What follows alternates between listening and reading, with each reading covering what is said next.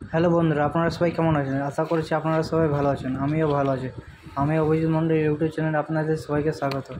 আমরা যে কুমড়ো গাছের পুরুষ ফুলটি দেখতে পাচ্ছেন, এই পুরুষ ফুলটিকে আমরা স্ত্রী ফুলের সাথে পরাগ মিলন করাবো। তো আসুন দেখা যাক কী করে পরাগ মিলন। এই পুরুষ ফুলের যে পাপড়িটা আছে, হলুদ পাপড়িটা, এটা আমরা কেটে নেব। প্রথমে